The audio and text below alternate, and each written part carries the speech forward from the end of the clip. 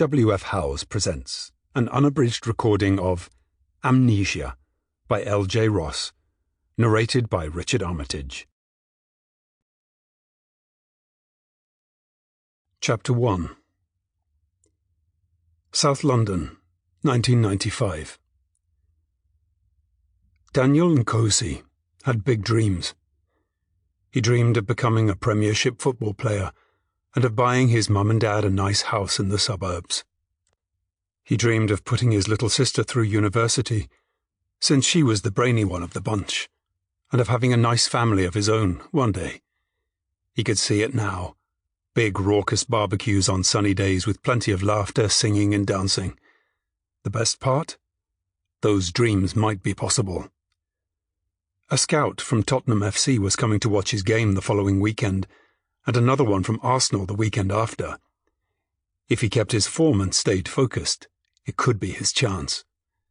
All he needed was a chance. "Daniel?"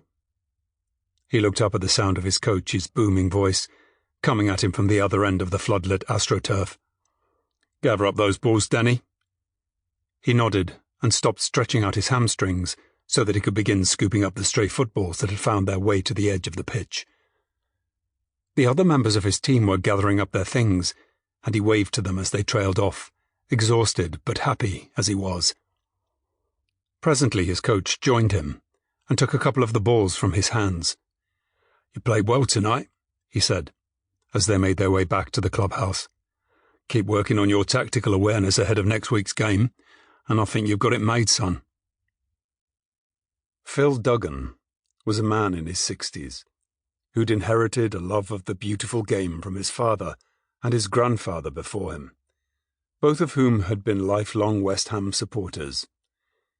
He was a proud Hammer himself, and one-time member of their youth team, until injury had killed off that particular future with one vicious kick to the Achilles. It had taken years to come to terms with the loss of what could have been, but once he had, he'd found solace and a sense of purpose working with the young lads whose future was still unwritten.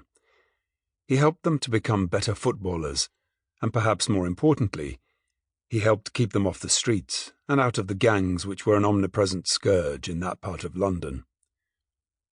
Very occasionally, he came across a player who had a real chance of making it, which brought a little ripple of excitement. He loved to see them flourish and develop, to hone their skills alongside their discipline, and to wonder whether one day they'd wear a sacred... Sample complete. Ready to continue?